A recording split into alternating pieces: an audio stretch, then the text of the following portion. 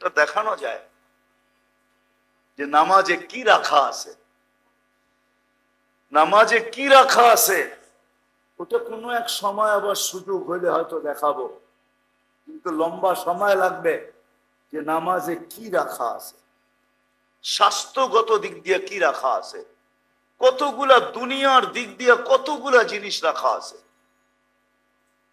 কতগুলা জিনিস নামাজের ভিতরে রাখা আছে, স্বাস্থ্যগত দিক দিয়ে কি জিনিস রাখা আছে নামাজের ভিতরে। এই জন্য আসেন আজকের থেকে অঙ্গীকার করি যে কোনো আদর্শ বাদ দিলাম, একটা আদর্শ নামাজ আল্লাহর রসুলের, আজকের থেকে আর এটা ছাড়বো না। ছাড়বেন? আল্লাহ আমাদেরকে আমল করার তৌফিক দান। সাথে সাথে আরেকটা কথা না বললেই নয়, এটা বলতেছি এই জন্য, আমি আসছি কিন্তু এখানে মনে হয় 7:30টায় হবে, স্টেজে আসছি 10:30টায়। তো আমি 3 ঘন্টার উপরে এখানে বসে বসে শুনতেছিলাম লাউড স্পিকার দিয়া, আওয়াজ তো যায়, কান তো আর বন্ধ নাই, তুলা দিয়া বসা যায় না, শুনতেছিলাম। সর্বশেষ আইসেই চোখের সামনে দেখলাম যে এই মাদ্রাসাগুলাকে টিকায় রাখার জন্য চাঁদা চলতেছিল। আমি আপনাদেরকে 2টা শব্দ দিয়া বুঝাই। দুনিয়াটা যদি আল্লাহ আমাদের বসবাসের উপযোগী বাহ্যিক পরিবেশ দ্বারা না বানাইতেন, তাহলে আমাদের এখানে বসবাস করার কোনো কি সম্ভব ছিল? কি বলেন, সম্ভব? উপযোগী কে বানাইছেন বাহ্যিক পরিবেশ দিয়া? আল্লাহ। যেটাই নিয়ে আসবেন ওইটাই বাহ্যিক পরিবেশ। এই জন্য পরিবেশবাদী সংগঠন হলো সবচেয়ে শক্তিশালী সংগঠন। পরিবেশকে নষ্ট করা যাবে না, কেননা পরিবেশ নষ্ট হয়ে গেলে আমরা বসবাস করতে পারবো না। বাহ্যিক পরিবেশ যেরকম আমাদের বসবাসের জন্য এর কোনো বিকল্প নাই, এর কোনো বিকল্প নাই, পরিহার্য, এটার বিকল্প ভাবাই যায় না যে বাহ্যিক পরিবেশকে বিনষ্ট করি। কিন্তু শুধু বাহ্যিক পরিবেশ হলে আমরা থাকবো না, আরেকটা পরিবেশ লাগবে যেটাকে আধ্যাত্মিক পরিবেশ বলে। যদি আপনি বলেন যে আধ্যাত্মিক এই শব্দটা কোত্থেকে আনলেন, যদি আধ্যাত্মিক শব্দটা যদি প্রযোজ্য না হইতো তাহলে আমাদের ডিকশনারিতে কোনোদিন এই শব্দটাকে যোগ করা হতো না। যেমন আমি আপনাদেরকে সর্বশেষ বলতেছি, কথা শর্ট হবে, কিন্তু আমাদের আঞ্চলিক কিছু শব্দ আছে, ভাষা আছে, ঠিক না? হ্যাঁ, কি বলেন, আছে না? কিন্তু ওগুলা আমাদের ডিকশনারির অংশ না, ওগুলা ডিকশনারিতে জায়গা পায় না। পাইছে নাকি? নোয়াখালীর হানি কি আমাদের ডিকশনারিতে আছে নাকি? হ্যাঁ, কি কোন আছে? সিলেটের কিছু শব্দ আছে, এটি কি আমাদের ডিকশনারিতে আছে নাকি? বরিশালের কিছু শব্দ আছে আঞ্চলিক, এগুলা কি ডিকশনারিতে আছে নাকি? না, এটা আঞ্চলিক। ডিকশনারিতে ওইটাই সংযোগ হয় যেটার বাস্তব। আমাদের ডিকশনারিতে আধ্যাত্মিক শব্দটা আছে।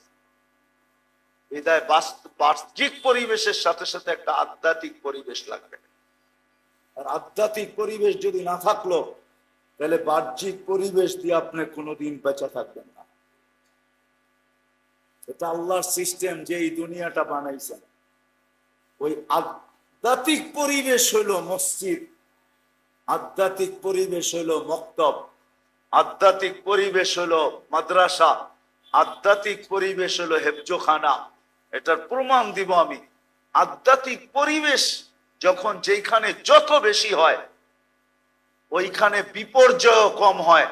যেমন 2013-তে আমাদের দেশে 7.8 ভূমিকম্প আসছে, কিন্তু বাংলাদেশে কোনো বিপর্যয় হয় নাই, কেননা আধ্যাত্মিক পরিবেশ এত স্ট্রং আমাদের দেশে।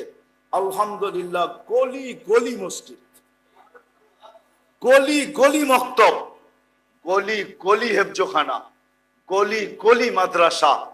অথচ তুর্কিতেও আসছে কয়েকদিন আগে 7.8, লক্ষ খানিক জানও নিছেন, পুরা শহর মাটির সাথে মিশায়া গেছে। কিন্তু আমাদের দেশে 7.8 আসছে। আমাদের দেশেও। আর আপনি একটা কথা দেখবেন, আমাদের দেশে বড় ভূমিকম্প যতগুলো আসছে সব শেষ রাত্রে আসছে। কেন আধ্যাত্মিক পরিবেশগুলা আমাদের দেশে সারাদিন যেমন থাকুক আর না থাকুক, শেষ রাত্রে সবচেয়ে বেশি সোচ্চার থাকে। মাদ্রাসার ছেলেরা, হেফজোখানার ছেলেরা, মক্তবের ছেলেরা রাত্র শেষ রাত্রে প্রত্যেক মাদ্রাসায় উঠে আর কোরআন পড়তে শুরু করে। বিদায় আধ্যাত্মিক পরিবেশ আমাদের দেশে এত স্ট্রং, বা আধ্যাত্মিক পরিবেশের প্রতিরোধ ক্ষমতা এতটুকু বেশি। যেমন উদাহরণস্বরূপ, দেওয়াল ভেদ দেওয়ালে আপনি যত শক্তি দিয়ে বল মারেন না কেন, ভেদ করতে পারলে ওই পারে যাবে না, হয় আপনার বল আপনার দিকে রিপিট আসবে। আমাদের দেশে আধ্যাত্মিক পরিবেশ এত স্ট্রং, আলহামদুলিল্লাহ। এই মক্তব, এই নাজেরা, এই হেফজোখানা, এই মাদ্রাসা, এই মসজিদ গুলার কারণে বড় বড় ভূমিকম্প আমাদের দেশে আসে, কিন্তু বিপর্যয় ঘটে না। কেননা সে দেওয়াল ছেদও করতে পারে না, প্রতিরোধকে ছেদ করতে পারে না, আর বিপর্যয় ঘটাইতে পারে না। হয়তো পিছে যায়, নাইলে ডাইনে যায়, নাইলে বামে যায়। ঠিক শুধু ভূমিকম্প না, আপনি সামুদ্রিক দুর্যোগ দেখেন। মহা 10 নম্বর বিপদ সংকেত নিয়ে কয়েকদিন আগেও মুখা আসছিল, ঠিক না? আরে মুখা আর কি, আমি বলি মুখা আর কি, ভাবছিলাম কি জোরেই না জানি মারে, ঠিক না? মহা 10 নম্বর বিপদ সংকেত, কিন্তু আলহামদুলিল্লাহ মুখা যেখানে মারার ওইখানে মারছে, আমাদের এখানে মারার সুযোগ হয় না। সত্য তো? করোনার আগে আসছিল মহা 10 নম্বর বিপদ সংকেত বুলবুল। ভাবছিলাম এত ছোট পাখি কি খেলাই না দেখায়। মহা 10 নম্বর বিপদ সংকেত, কেন আবহাওয়াবিদদের কাছে 10-এর উপরে কোনো সংখ্যা নাই। কিন্তু আলহামদুলিল্লাহ বুলবুল আসছে, চলে গেছে, কয়েকটা কলা গাছ নিয়ে সন্তুষ্ট হয়ে গেছে। আমাদের বাংলাদেশে কোনো বিপর্যয় ঘটে নাই। সত্য তো? শুধুই আধ্যাত্মিক পরিবেশগুলোর কারণে। আপনি মানেন আর না মানেন, আমি যুবক ছেলেদেরকে বলবো যারা কম্পিউটার নিয়ে কাজ করে, তুমি সারা দুনিয়াটার ম্যাপ আনো আর এই জায়গাগুলাকে চিহ্নিত করো, আর কম্পিউটারের মাধ্যমে তুমি এগুলাকে কম্পিউটারের মাধ্যমে উঠায় দাও। পুরা মানচিত্রের ভিতর থেকে এগুলাকে শূন্য করো, দেখো তোমার দুনিয়ার মানচিত্রের কালারটা কিরকম দাঁড়ায়। এটা আমার বিশ্বাস, কালার চেঞ্জ হয়ে যাবে সাথে সাথে, কম্পিউটারের ভিতরে চেঞ্জ হবে, আমার বিশ্বাস। তো করে দেখো, কারণ এটা হলো আধ্যাত্মিক পরিবেশ। বিদায় এগুলাকে টিকায় রাখা আমাদের দায়িত্ব। এগুলা যদি টিকা না থাকলো, তাহলে কিন্তু আল্লাহ আমাদেরকে টিকায় রাখবে না। দেশ সুরক্ষিত করার বাহিনী যদি দেশে না থাকে, কয়েক ধরনের সুরক্ষিত হয় দেশ। একটা হলো মধ্য দেশের ভিতরগত ভাবে, আরেকটা হলো সীমান্তগত ভাবে, আরেকটা হলো সার্বভৌমত্বগত ভাবে। দেশকে 3 ভাবে সুরক্ষিত করা হয়। আর এই কোরআন হাদিসকেও এই মক্তব, নাজেরা, হেফজোখানা, মাদ্রাসাওয়ালারা 4 ভাবে সুরক্ষিত করেন। কেউ হরফকে সুরক্ষিত করেন, এরা হলো মক্তবের ছেলে। এদের সামনে আপনি কোন হরফ ভুল পড়া যেতে পারবেন না। মাখরাজের থেকে ভুল পড়বেন, ও মুস্কি হাসি দিয়া বাবাকেও বলবে, মুখের উপরে না বলতে পারলে মার কাছে যে বলবে বাবার পড়া শুদ্ধ না। দ্বিতীয় হলো আলফাজগত ভাবে, এরা হলো হাফেজ। আলফাজ যদি উস্তাদও ভুল পড়ে, পিছন থেকে সাথে সাথে লোকমা দিবে, ওস্তাদ জি এমন না এমন। তৃতীয় হলো মানি, মতলব মানিগত ভাবে সুরক্ষিত করে হযরত উলামায়ে কেরাম। আর কোরআন হাদিস দ্বীনে ইসলামের হাকিকত ভাবে নূরকে সুরক্ষিত করেন হক্কানি আল্লাহ ওয়ালারা। এই 4 ভাবে সুরক্ষিত হয়, 4 বাহিনীর মাধ্যমে। এরা যদি দুনিয়াতে না রইল, মেরে দোস্ত, আমাদের বিল্ডিং আকাশ চুমু হইতে পারে, কিন্তু সুরক্ষিত থাকবে না। দেখা যাবে ছোট একটা ঝটকায়, গত ডিসেম্বর মাসে বাংলাদেশে 6.1 ভূমিকম্প আসছিল এক সোমবারে। তারপরে সোমবারে ইন্দোনেশিয়ার সুমাত্রায় আসছে 5.7, বাংলাদেশের থেকে 4 কম ছিল, কিন্তু তারপরও 42 জন মারা গেছে, পুরা শহর মাটির সাথে মিশা গেছে। কিন্তু আমাদেরটা আসছে 6.1, তাও আসছে ফজরের নামাজের আগে, আজান হয়ে যাওয়ার সময়। আজান হয়ে গেছে, অনেকে জানেও না ভূমিকম্প আসছে, শুধু যারা নামাজ পড়তে উঠছিল এরাই জানে, কিন্তু কোনো বিপর্যয় ঘটে না। শুধু এই আধ্যাত্মিক সুরক্ষার পাত্রগুলা থাকার কারণে। এটা এগুলাকে টিকায় রাখা আমাদের দায়িত্ব। যদি আমরা চাই আমরা টিকা থাকবো, আমরা সমস্ত বিপর্যয়ের থেকে বেঁচে থাকবো। আমি তো এই জন্যই আগে বলতাম, এখন বলা ছেড়া দিছি, বাংলাদেশ নড়ে চড়ে পড়ে না, নড়ে চড়ে পড়ে। ভূমিকম্প শতবার আসছে, কোনো বিপর্যয় হয় নাই। আর যতদিন পর্যন্ত এগুলা টিকা থাকবে আর আমরা টিকা রাখবো, আমার বিশ্বাস বাংলাদেশে কোনো বিপর্যয় ঘটবে না, না, না। বিদায় আপনারা টিকা রাখবেন তো? সহযোগিতা করবেন তো? আমি চান্দা করবো না, আমি শুধু আপনাদের স্বীকারোক্তিকেই বিশ্বাস করব। কি করবেন ইনশাআল্লাহ? আল্লাহ আমাদেরকে আমল করার তৌফিক দান করেন। ওমা আলাইনা ইল্লাল বালাগ।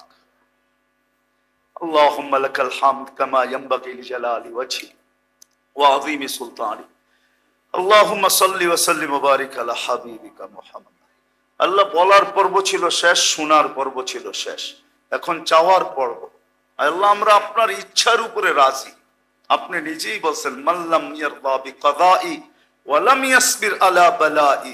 আপনি এটার ভিতরেই মনে হয় খায়ের রাখছেন যে ঘরের ভিতরে, মাদ্রাসার আঙ্গিনার ভিতরে, আল্লাহ আমরা এটার উপরে রাজি, বিলকুল রাজি, বিলকুল রাজি, বিলকুল রাজি, বিলকুল রাজি।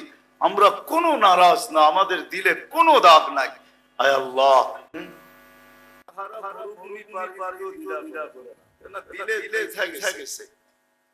আজকে আমাদের কথাগুলো দিলে গাথে না,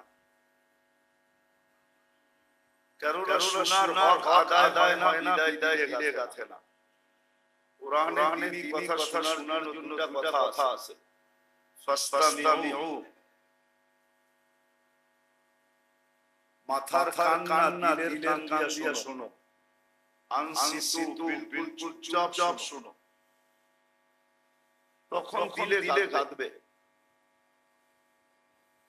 আর দিলে যখন গাঁথবে তখন আমল করা সহজ হবে। আজকে জীবনে আমল থাকার কারণ এইটাই যে দ্বীনি কথা আজকে যতটুকু শোনা হয়, আমার মনে হয় না অতীতে কখনো এতটুকু শোনা হইতো। আর আজকে দ্বীনি প্রোগ্রাম যত হয়, আমার বিশ্বাস অতীতে এত প্রোগ্রামও হইতো না, খুব কম হইতো। এত প্রোগ্রাম ছিল না, গলি প্রোগ্রাম, প্রত্যেক মসজিদে প্রোগ্রাম অতীতে ছিল না। না এত প্রোগ্রাম ছিল, না এত শোনা ছিল। কেননা মিডিয়ার যুগ, সারাদিন শুনতে থাকে, কিন্তু তারপর দিলে গাথে না। কারণ এটাই যে শোনার হক আদায় হয় না। এজন্য সবার কাছে অনুরোধ করব, যতক্ষণ কথা লম্বা হবে না, অল্প সময় কথা হবে। হতে পারে ধ্যান দিয়ে শুনতে পারি, হক আদায় করা, যেরকম দিনী কথা শোনার দরকার ওরকম শুনতে পারি, তাহলে একটা কথাও আমার জীবনকে পরিবর্তন করার জন্য যথেষ্ট। আমি প্রমাণ দিব। ইব্রাহিম আদম রাহমাতুল্লাহ আলাইহি অনেক ওয়াজ শুনে পরিবর্তন হয়, শুধু 2-3টা শব্দ শুনে পরিবর্তন হয়েছে। উনি বলখের বাদশা ছিলেন, বলখের বাদশা ছিলেন উনি।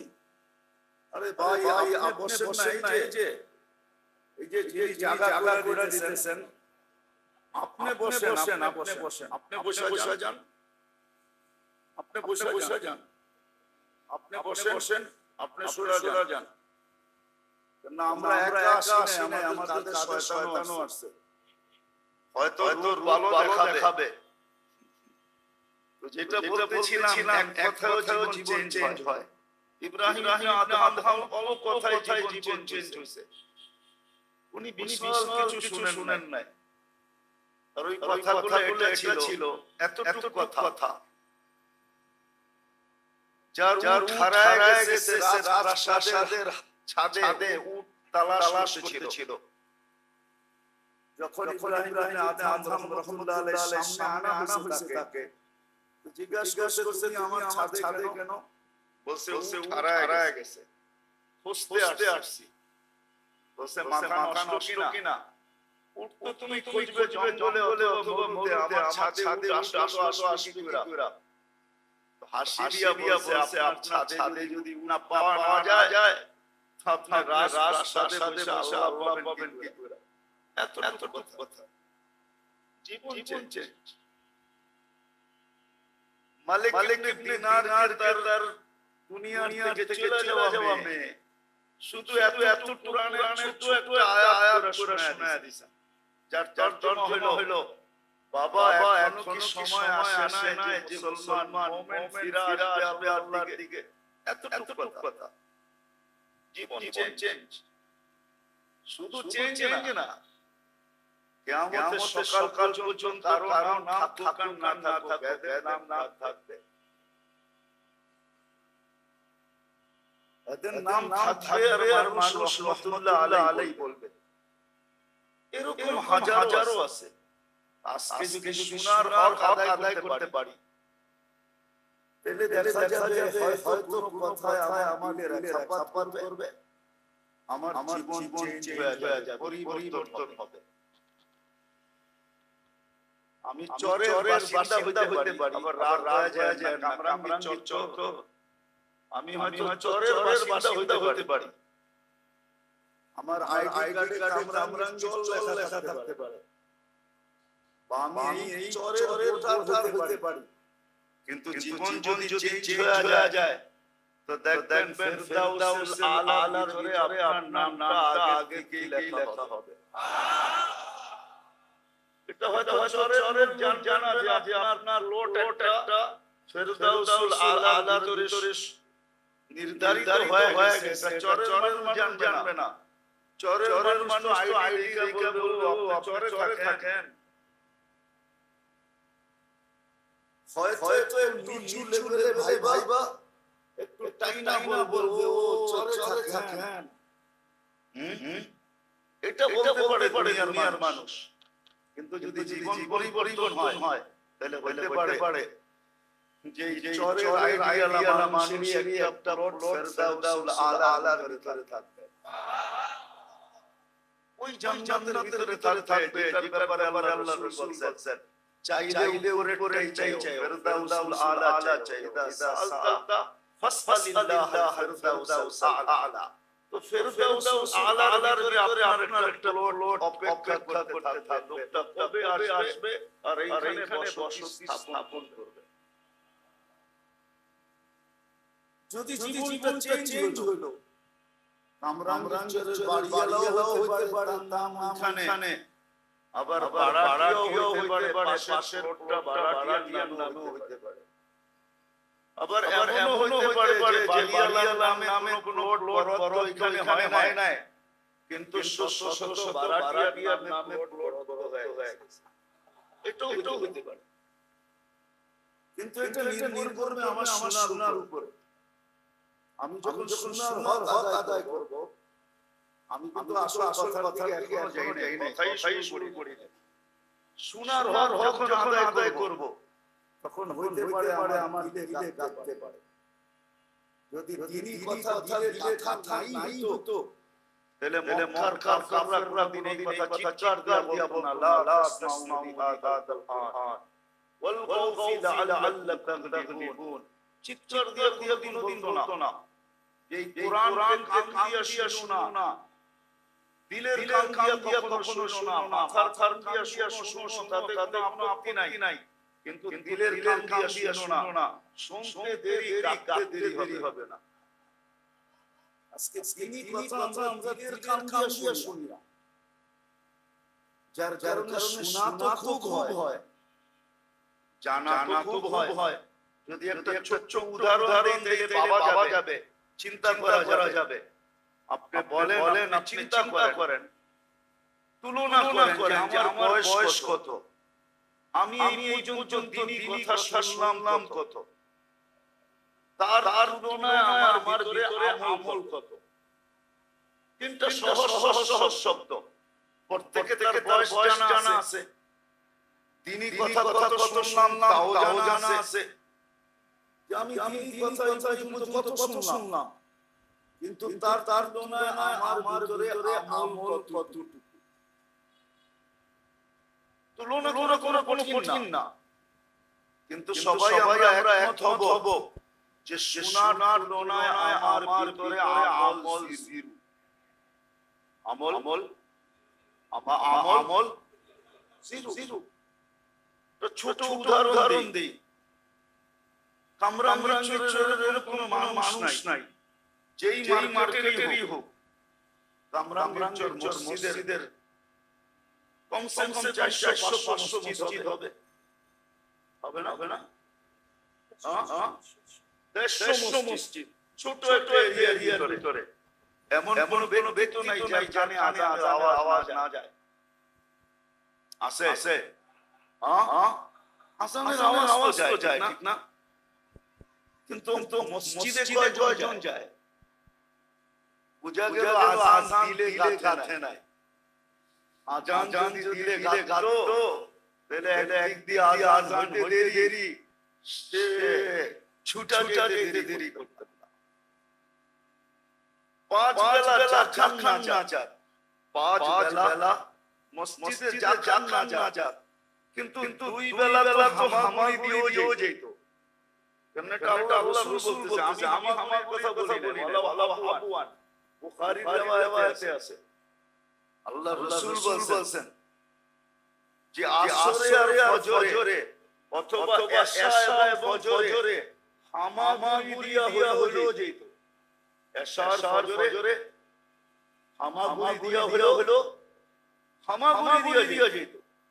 না হাদিসে ইঙ্গিত পাওয়া যায় যে এশা নামাজ পড়লো, ফজর পাওয়ার আর আগে মারা গেল, তার মউতটা ইবাদতের ভিতরে ইবাদতের বিশ্বাস হয় না মনে হয় না, ওলামা মানবে না। হ্যাঁ, ওই হাদিসের তফসীরে দেখেন, কান্না এশা আর ফজর জামাত করলে সারা রাত, সে তো এশা পড়ছে, ঠিক না? হ্যাঁ, কিন্তু আল্লাহ তাকে সুযোগ দেয় না ফজর পড়ার, উঠায় নিয়ে আনিছেন, ঠিক না? থাকলে তো পড়তো না, পড়তো না। হ্যাঁ, তাহলে বুঝা গেল ইবাদতের ভিতরে সে মারা গেল, ইবাদতের ভিতরে।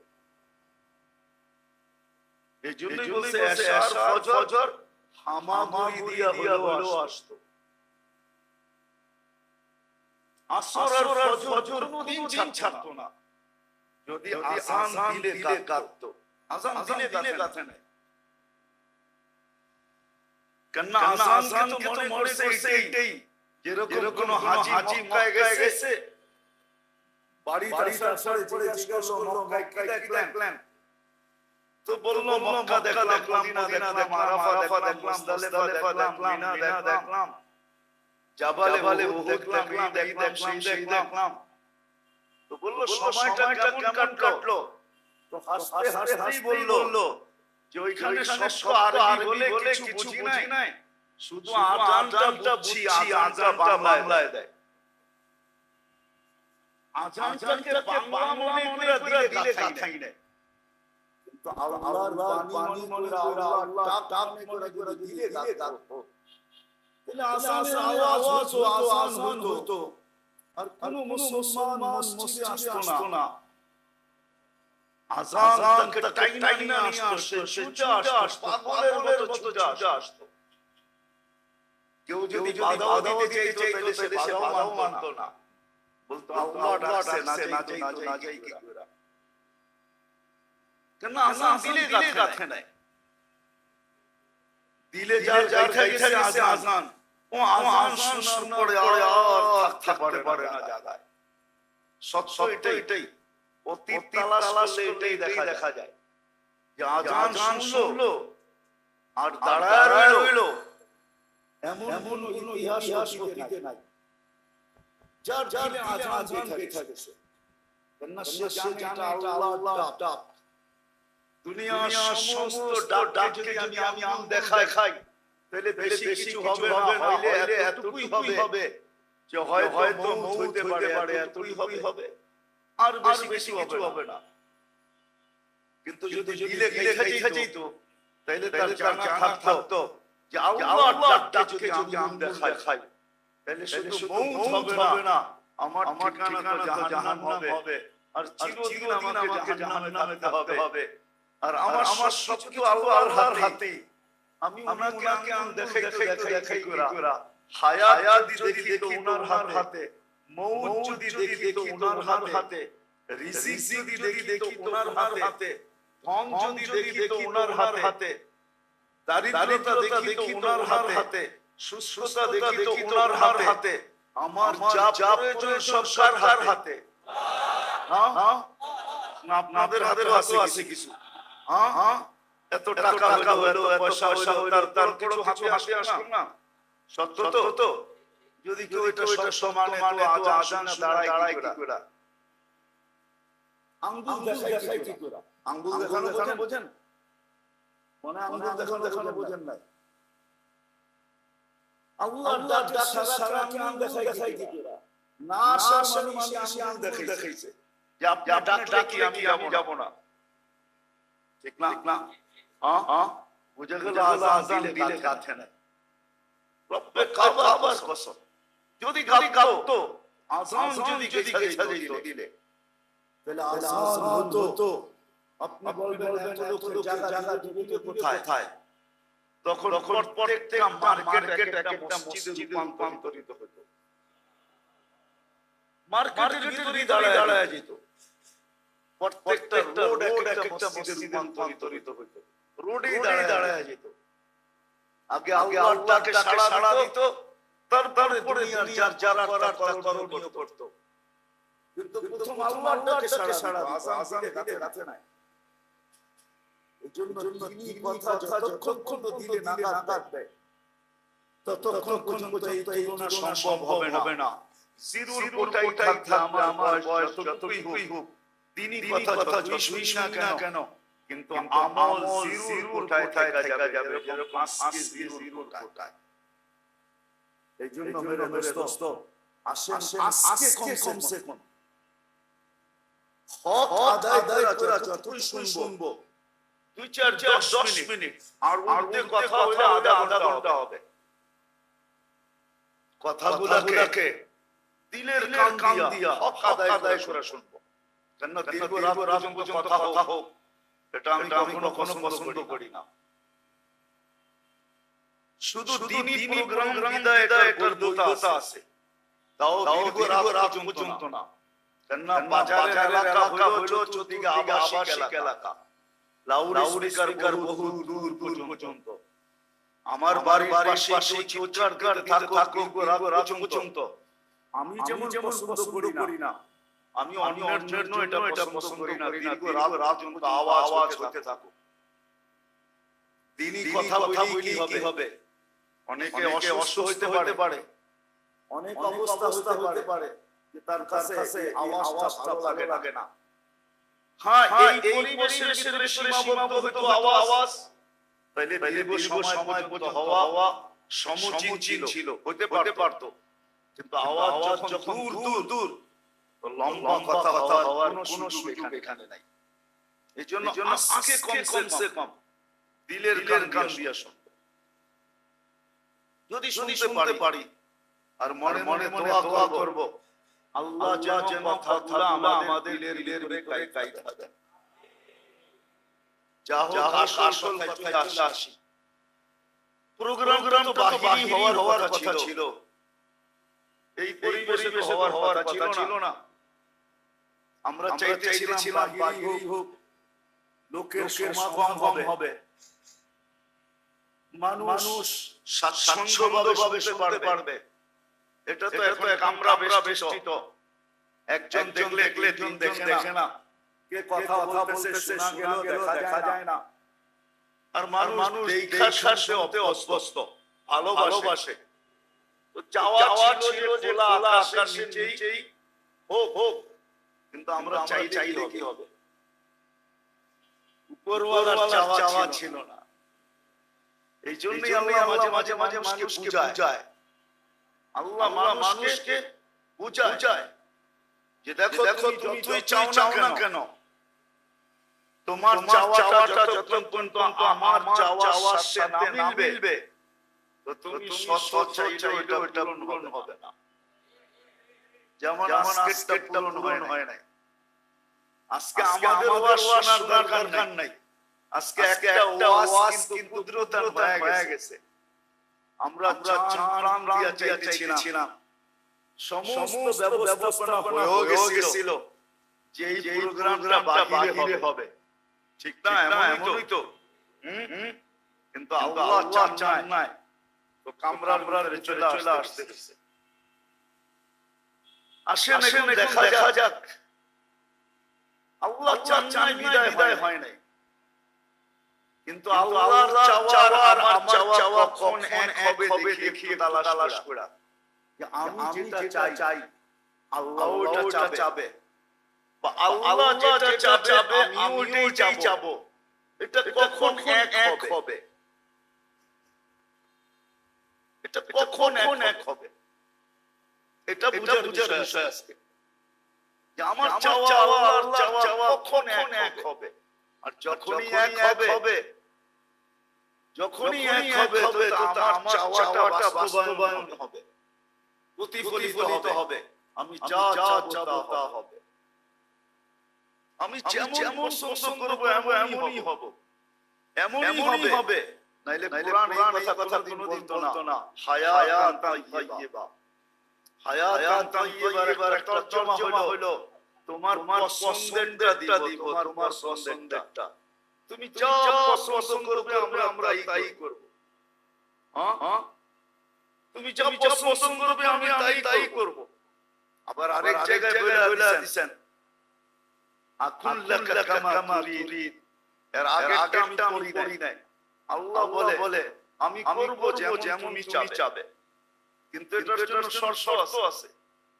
পছন্দেরটাও আল্লাহ দিবেন। আমরা তো সারাদিন শুধু আঁকা বোঝেন, ড্রয়িং করা বোঝেন, ড্রয়িং করা আঁকতে থাকি না সারাদিন, প্ল্যান করতে থাকি, ঠিক না? কিছু প্ল্যান কাগজে হয়, কিছু আবার ব্রেনে হয়, ঠিক না? আবার কিছু মনে হয়, ঠিক না? হ্যাঁ, আমার কথা বোঝেন তো? কিছু মনে হয়, কিছু ব্রেনে হয়, কিছু কাগজে কলমে হয়। আল্লাহ বলে যত প্ল্যান করো না কেন, তোমার প্ল্যানটা যদি বাস্তবায়ন করতে চাও তাহলে আগে দুটো শর্ত আছে। হাদিসে কুদসির ভিতরে আছে কুল্লি কামা উরিদ। ও যুবক, আমাদের যুবকরা সারাদিন প্ল্যান করতে থাকে, আঁকতে থাকে, ভবিষ্যৎ নিয়ে আঁকতে থাকে কি করবে, ঠিক না? কি সারাদিন রাত শুধু আঁকতে থাকে আর সারা রাত মডেল তালাশ করতে থাকে। মডেল বুঝেন? কাকে মডেল বানানো যায়, কার মতো চুল কাটা যায়, কার মতো প্যান্ট পরা যায়, কার মতো টি-শার্ট পরা যায়, কার মতো জীবন গড়া যায়। সারা দিন রাত শুধু মডেল তালাশ করতে থাকে।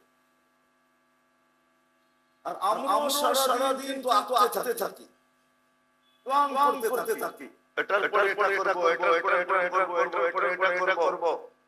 আল্লাহ বলে শুনো, তুমি যতই প্ল্যান করো, আমার প্ল্যান না মিললে তুমি তো আজকে প্ল্যান করবে, আমি তোমার সৃষ্টির 50,000 বছর আগে তোমার প্ল্যান পাস করছি।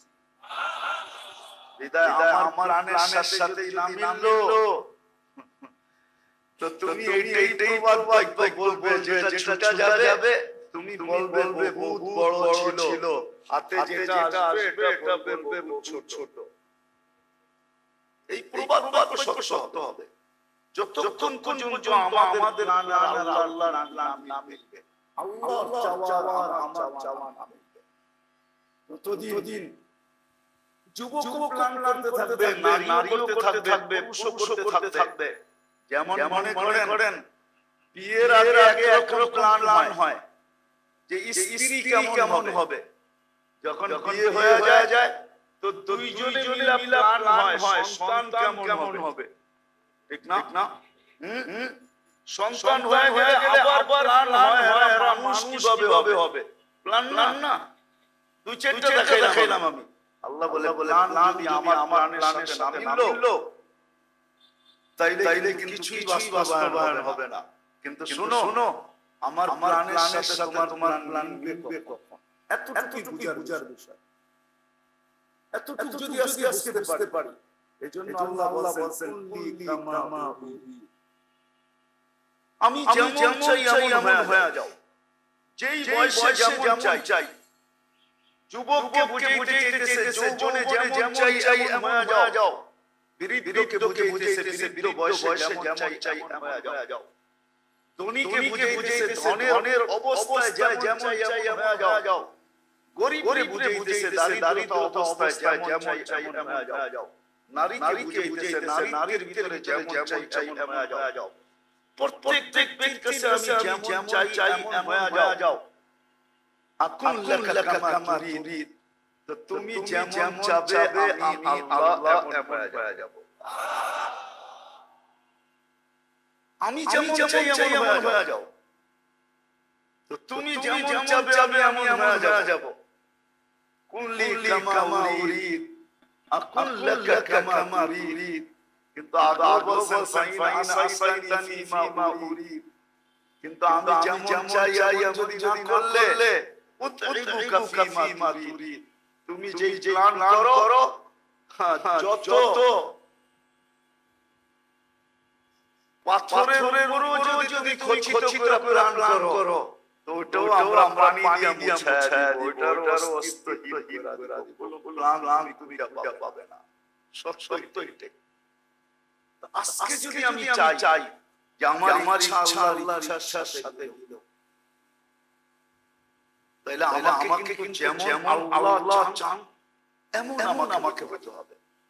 কিন্তু যদি প্রশ্ন আসে আল্লাহ যেমন চায় এমন আমি হব কি করে, কেন আল্লাহ কোথায় আমি কোথায়? আল্লাহ কোথায় আমি কোথায়? আল্লাহ কোথায় আমি কোথায়? আল্লাহ আমার দূরত্ব কতটুকু? যদিও বলে আকরাম হাবিল ওয়ারিদ, সারা রবের কাছে, কিন্তু কবি এটা মানতে চায় না। কবি তো বলে তুমি আকাশে আমি জমিনে, আকাশে আমি জমিনে, কবি এটা মানতে চায় না। কবি তো বলে দূরে, মাইনে নিলাম আল্লাহ দূরে, এটাই মেনে নিলাম। আল্লাহ দূরে, আল্লাহ যেটা চায় ওটা আমি করব না। আল্লাহ কোথায় আমি কোথায়? আরো যুক্তি দেওয়া যায়, আল্লাহকে চোখে দেখা যায় না, আল্লাহর কথা শোনা যায় না, আল্লাহকে তো ধারণা আনা যায় না, আল্লাহকে তো বর্ণনা দিয়ে শেষ করা যায় না। আল্লাহ তো একটা পদের মালিক না, অসংখ্য পদের মালিক। আবার পদগুলা সীমিত না, যে সীমাবদ্ধতা আছে এমন তো না। আল্লাহ তো অসীম পদের মালিক, রহমান বটে, কিন্তু শুরু কোথায় শেষ কোথায় কেউ জানে না। রহমান বটে, শুরু কোথায় শেষ কোথায় কেউ জানে না। রহিম বটে, শুরু কোথায় শেষ কোথায় কেউ জানে না। মালিক বটে, শুরু কোথায় শেষ কোথায় কেউ জানে না। কুদ্দুস বটে, শুরু কোথায় শেষ কোথায় কেউ জানে না। আল্লাহ রহমান বটে, রহিম বটে, মালিক বটে, কুদ্দুস বটে, সালাম বটে, মুমিনুল মুহাইমিনুল আজিজ জব্বারুল মুতাকাব্বিরুল খালিকুল বারিউল মুসাব্বিরুল গফফারুল গফফারুল ওয়াহ্হাবুর রাজ্জাকুল فتاه العليم القابض الباسط الخافض الرافع العز المذل السميع البصير الحكم العدل اللطيف الخبير الحليم العظيم الغفور الشكور العلي الكبير الحفيظ المقيت الحسيب الجليل الكريم الرقيب المجيب الواسع الحكيم الودود المجيد الباعث الشهيد الأقبل وقيل القبض المتين ولي الحميد الموصي المبدي المعيد المميت الحي والقيوم الواجد الماجد الواحد الأحد الصمد القادر المقتدر المقدم المؤخر الأول والآخر الظاهر والباطن الوالي الوالي التواب المنتقم العفو الرؤوف مالك الجلال والإكرام المقسط والجامع والغني والمغني المانع الدار النافع النور الهادي البديع والباقي الوارث والرشيد الصبور আল্লাহ নিরানব্বই মালিক বটে কিন্তু শুরু কোথায় শেষ কোথায় কেউ জানে না।